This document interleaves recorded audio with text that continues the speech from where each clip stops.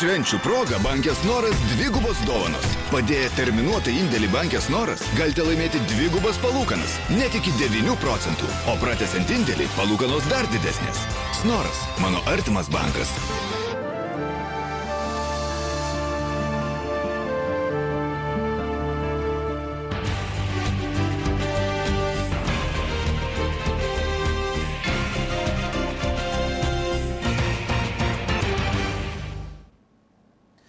Sveiki, eteryje Dzūkijos televizijos žinios, metas pirmadienio įvykių apžvalgai. Alytaus savivaldybė dėl lėšų trūkumo atsisako statyti dviaukštį pėsčiųjų tiltą per Nemuną. Iš Alytaus apskrities savivaldybių daugiausiai gripo atvejų užregistruota Varėnoje. Savaitgalį Dzūkijos televizijos žinių komanda fiksavo policijos pareigūnų darbo kasdienybę.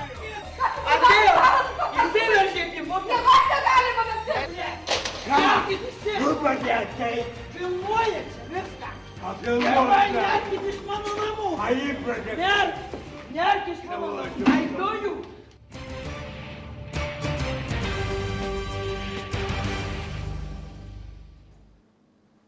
Dar prieš keletą savaičių politikai garsiai kalbėjo apie už europinės lėšas Alytuje atsirasantį pasaulyje analogų neturintį 2 aukštų kabantį tiltą per Nemuną. Tačiau įvykus viešiesiems pirkimams paaiškėjo, jog darbų sąmata itin didelė ir Dzūkijos sostinei šis objektas būtų per didelė prabanga. Parengtas kabančio tilto techninis projektas atguls valdininkų stalčiuose. Imta projektuoti paprastesnį. Dainos Baranauskaitės reportažas.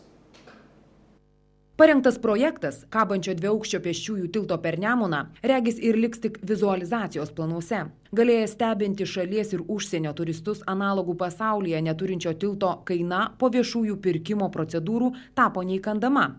Jeigu planuota, kad tilto statybos atsieis apie 23-25 milijonus litų, vienintelė konkurse dalyvavusi firma už objektą paprašė daugiau kaip 40 milijonų litų. Parengė gražų projektą ir tikrai tai gavosi unikalus tiltas, jis yra 2 aukštų, jis yra vienas aukščiausių Lietuvoje, tai jis būtų tokia miesto pažiba. Bet praėjus viešųjų pirkimų konkursui, rangos darbam, kaina pasirodė labai didelė ir buvo ieškoma tada kažkokių tai kelių, kaip tą kainą galima sumažinti, ar keisti techninį projektą, ar kitą konkursą skelbti. Dar prieš keletą savaičių Alytaus politikai tikino visais įmanomais būdais ginsiantys pėsčiųjų tilto per Nemuną įgyvendinimo idėją. Na, kažkodėl tai dar nesusilaukiu, kritikos didelės dėl pėsčiųjų dviračių tilto. Bet manyčiau, ateis laikas, susilauksiu. Nors iš tikrųjų suprojektuotas pats gražiausias tiltas Lietuvoje virš Nemuno. Nuoširdžiai sakau, gražiausias. Ir buvau plėtros komitete. Reiškia, aš dabar esu plėtros komiteto narys, tai iš tikrųjų buvo siūlymai jau, supaprastinti tą projektą. Bet visi komiteto nariai vienbalsiai pasakė, ne, mes turim Mercedesą šiandien ir padarykim galų galę tą Mercedesą. Nereikia mums prastesnių dalykų. Anot vyriausiojo savivaldybės architekto, jeigu politikai apsispręstų vis dėlto sugrįžti prie unikalios pėsčiųjų tilto per Nemuną idėjos įgyvendinimo, galimybės išlieka. Projektas tas yra parengtas, jis turi statybos leidimą, jis turi visus amatinius skaičiavimus ir, manau, tiesiog jis padėtas į lentyną. O jis yra, kaip čia pasakyti, žmogiškai veikiantis tas projektas yra. Ir dabar turėsim antrą projektą, 1 aukšto tilto. Turėsim 2 projektus. Tai pasikeistų politikų nuomonė, tai būtų ieškoma kažkokių tai sprendimo projektų, alternatyvų, tai gali būti, kad tas veikiantis 2 aukštų. Taip, jis yra suderintas, nes kadangi tai yra sudėtingas, tai ir su paveldu buvo labai ilgai derinamasi, nes statoma ant senų atramų ir kadangi ten ir miškai ir visa kita, tai jis daug buvo derintas ir jis šiuo metu yra suderintas, statybos leidimas jam yra išduotas ir jisai galioja šiuo metu neterminuotai. Supaprastinto tilto per Nemuną projekto rengimui pritarė 4 Alytaus miesto savivaldybės tarybos komitetai, pasisakė prieš tik aplinkos ir plėtros komitetas. Žiemai įpusėjus Lietuvoje užregistruoti pirmieji mirties atvejai nuo vadinamojo kiaulių gripo. Varėnoje sergamumas gripu artėja prie epideminio lygio. Čia užregistruota 17 atvejų. Ar pasitvirtins nuogąstavimai, jog į mūsų šalį ateina gripo epidemija, domėjosi Viktorija Daugelienė. Jau keletą savaičių girdimos kalbos, jog prie Lietuvos artėja gripo epidemija. Alytaus visuomenės sveikatos centro duomenimis Alytuje sergamumas kontroliuojamas, tačiau Varėnoje sparčiai auga. Praėjusią savaitę, su ankstesnė, tai būtent praėjusią savaitę, tai buvo sausio 3, sausio 9 dienos, lyginant su praėjusią ankstesnę savaitę, sergamumas peršalimo ligomis Alytaus mieste padidėjo 36,5%. Registruoti yra 333 susirgimai peršalimomis viršutinių kvėpavimo takų infekcijomis. Taip pat Alytaus mieste yra registruoti 9 susirgimai gripu, iš kurių yra susirgę 2 vaikai. Didžiausias sergamumas iš apskrities teritorijų tai yra būtent praėjusią savaitę registruotas Varėnos rajone. Bendras gripo ir ūmių viršutinių kvėpavimo takų infekcijų sergamumo rodiklis 10 000 gyventojų būtent per praeitą savaitę, siekia 98,54. Varėnos rajone praėjusią savaitę registruota 17 gripo atvejų, visi jie yra suaugę. Gripas H1N1 nebėra pandeminis. Šiemet jis tapo sezoniniu, todėl nuo jo gali apsaugoti skiepai nuo gripo. Šiais metais Alytaus apskrityje gyventojai skiepijosi gana aktyviai. Alytaus miestas ir rajonas iš tikrųjų mieste gerai skiepijosi, tai kiek buvo užsisakę asmens įstaigos vakcinų likę, kol kas neįskiepyta 27 dozės, bet aš manau, kad tai čia jau gal ir įskiepyta gal šiomis dienomis. Lietuva valstybės medicinos rezerve turi sukaupusi daugiau nei 220 000 pakuočių antivirusinių vaistų, pakankamų antibiotikų, medicinos pagalbos priemonių ir medicinos įrangos, kurie skirti gripui ir jo komplikacijoms gydyti. Gripo epidemija skelbiama, kai serga 110 000 gyventojų. Dailininkas iš Vilniaus Arūnas Miliukas alytiškiams pristato tapybos darbų parodą Metamorfozės.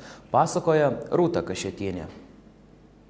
Vilniečio menininko Arūno Miliuko autorinių tapybos darbų paroda atidaryta Loretos galerijoje. Dailininkas Dzūkijos sostiniai pristato savo pastarųjų 2 metų darbus. Tapytojas Arūnas Miliukas apibūdinamas kaip visada originalus ir nenuspėjamas, savo fantaziją įkvepiantis gyvybę nežemiškiems savo paveikslų gyventojams. Eksponuojami dailininko kūriniai pasižymi savitų subtiliu surrealistiniu stiliumi, vyrauja pastelinės spalvos. Pats autorius nelinkęs daug pasakoti apie savo kūrybą, anot jo darbai kalba patys už save.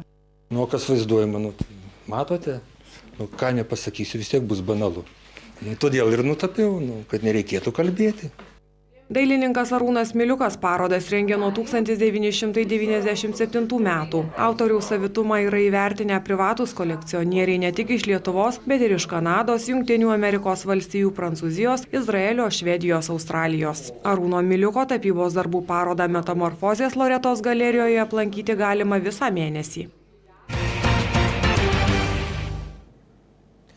Naktį šeštadienio į sekmadienį Dzūkijos televizijos žinių komanda dirbo kartu su policijos pareigūnais. Kaip jiems sekėsi ir ką užfiksavo mūsų kameros, žiūrėkite reportaže.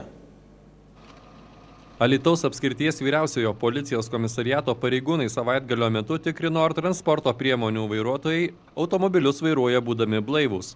Nustatytas 1 neblaivus vairuotojas bei 2 dviratininkai. Šeštadienio naktį Dzūkijos televizijos komanda darbavosi kartu su Alytaus apskrities vyriausiojo policijos komisariato pareigūnais. Įvykių netrūko. Apie 23 valandą buvo gautas pranešimas, kad pilietis muša žmoną. Vyriškis pristatytas į komisariatą išplūdo necenzūriniais žodžiais pareigūnus. Čia buvo telefoninis pranešimas, kad triukšmauja sugyventinis.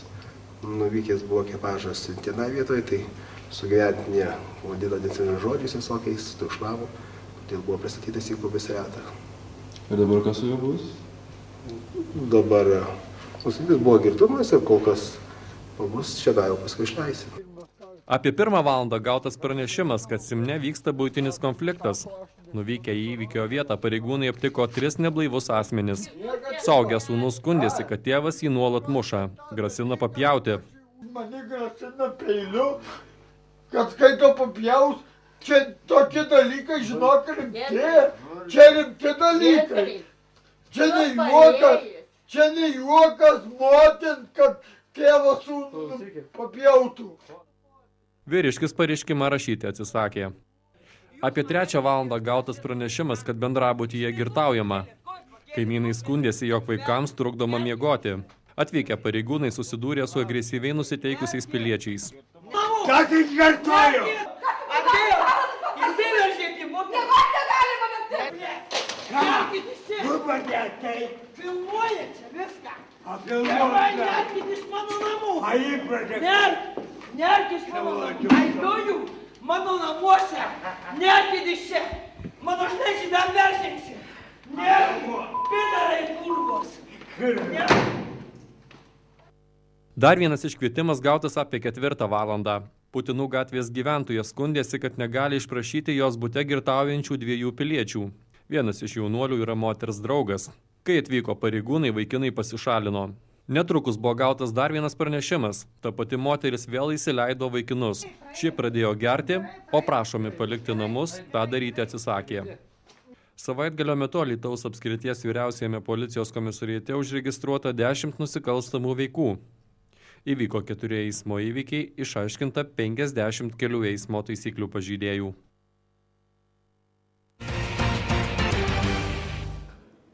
Netrukus sportas su Šarūnu Beduliu.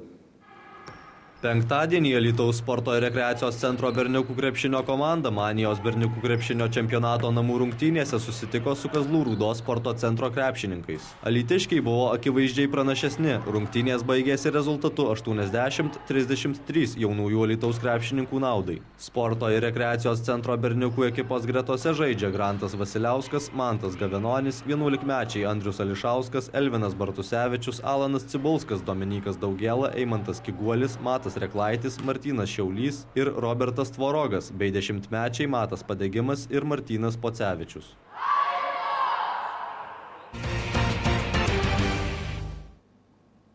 Tiek naujienų šiandien, netrukus orai, nuo po žinių žiūrėkite laidą. Tai sportas. Gražaus vakaro.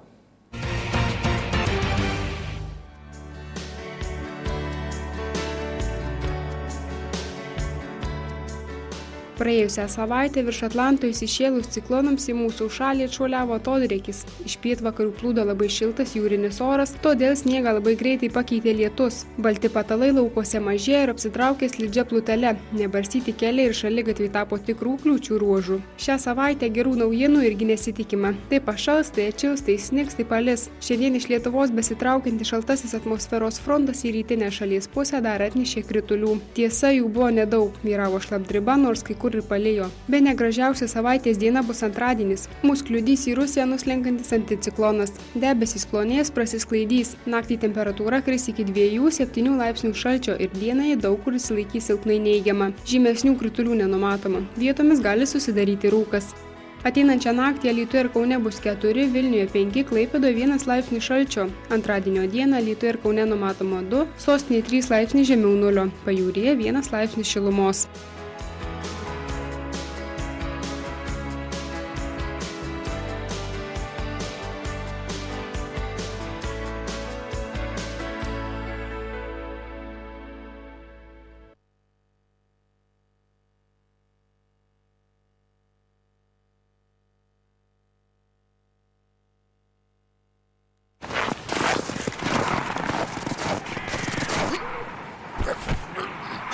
Švenčių proga Bankės Noras dvigubos dovanos. Padėję terminuotą indėlį Bankės Noras, galite laimėti dvigubas palūkanas, net iki 9%, o pratęsiant indėlį palūkanos dar didesnės.